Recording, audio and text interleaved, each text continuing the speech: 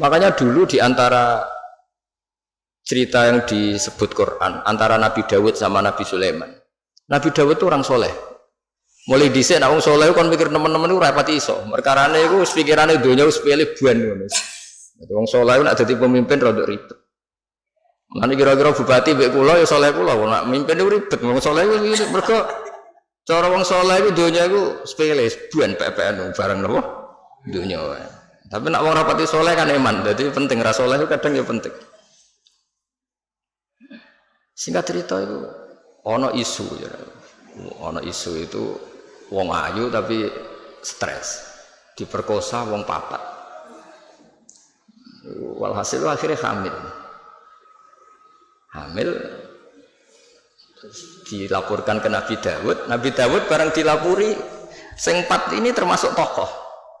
Rasa diterusno tokoh agama nanti keliru, nanti geger. Wae tokoh lah.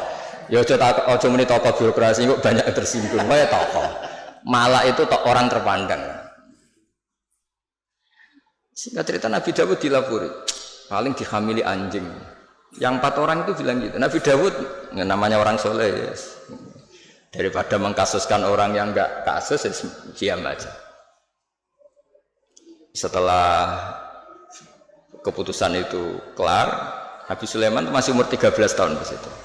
Kalau saya hakimnya, maka akan saya putuskan tidak seperti yang diputuskan bapak saya. Padahal Sulaiman itu bin Dawud.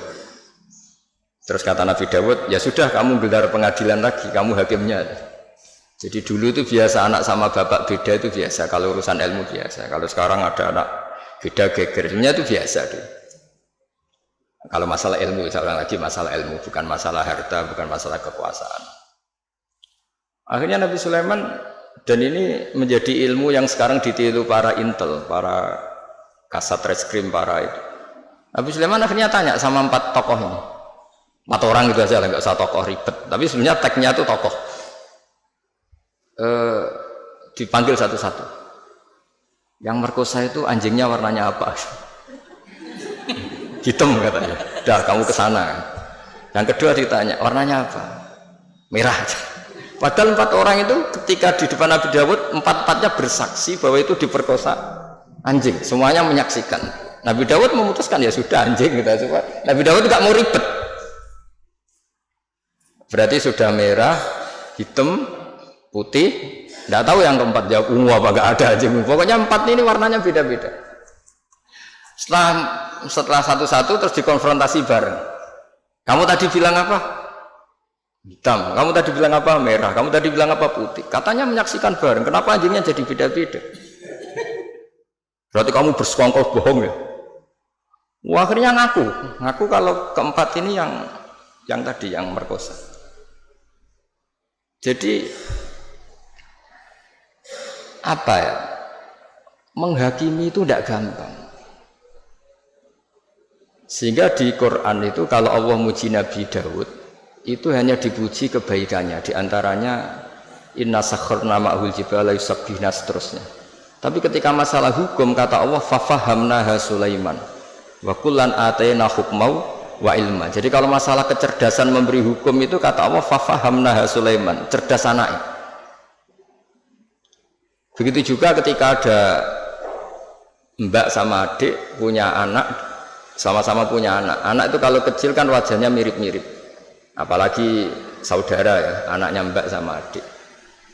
Singkat cerita, di tengah hutan itu dimakan oleh serigala.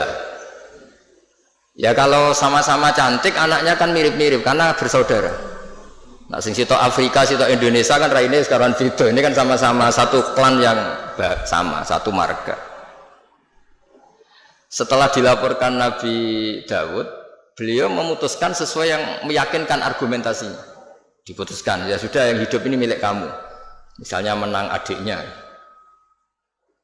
Ya sudah, karena kebetulan yang sebetulnya punya bayi tadi tidak bisa berargumentasi.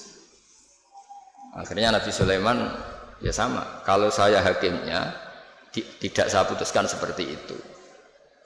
Ya Nabi Dawud ya fair, silahkan gelar pengadilan lagi. Digelar. Kata Nabi Sulaiman, ambilkan sapeso. daripada dua bersaudara ini bersengketa, bayinya dipotong dua ya, dibagi katanya.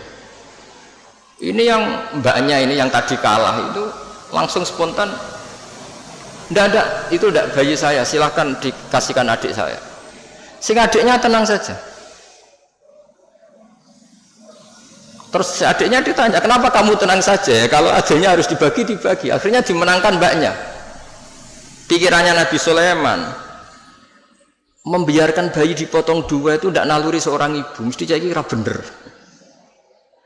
Sing mbaknya karena ingin bayi ini nggak dipotong sampai rela dikasihkan orang lain, sementing bayi saya hidup. Ini naluri seorang ibu. Nah, ini kepintaran Sulaiman. Jadi dia memanfaatkan psikologi untuk memutuskan siapa yang